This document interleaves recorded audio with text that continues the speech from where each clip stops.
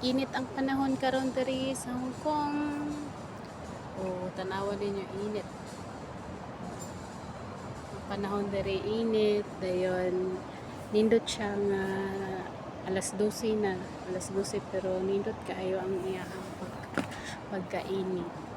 Kung ikuan diri kay nice kay diri dapita. Nice kayo siya green.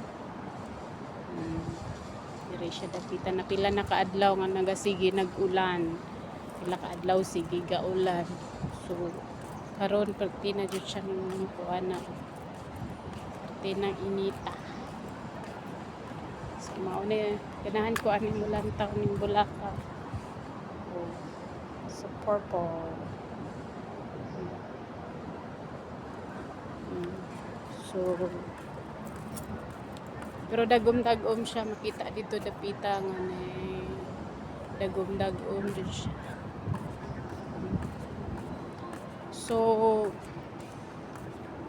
daghan na day kaayo na pong mga abroad no. Ang katong gusto nga mo abroad or the Asian or sa Arabic nga country, pagdala jud mo daghang pasensya, pagdala mo daghang mga pila ka sakong pasensya. Kugi kinahanglan dili gyud maghilak-hilak pila pa ka adlaw gusto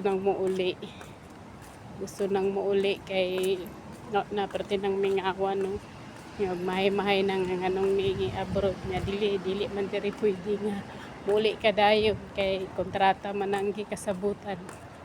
So before ka mag-decide kinahanglan jud na buo ang imong decision na gusto ka mo abroad. Mao gyud na guys. So ano lang ta kinahanglan nga kuan ang imuhang decision is full. So pero kinahanglan og mangita kag amang abroad ka kinahanglan pod na imong amo is okay. Kinahanglan gyud mo istoryahon before ka mo sulod sa ilang balay or mo sulod or mo abroad or yes, fly high to the other country. So mura na akong ikasuggest sa mga baguhay, so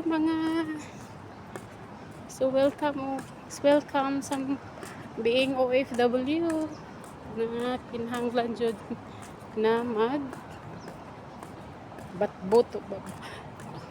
butong pusong bato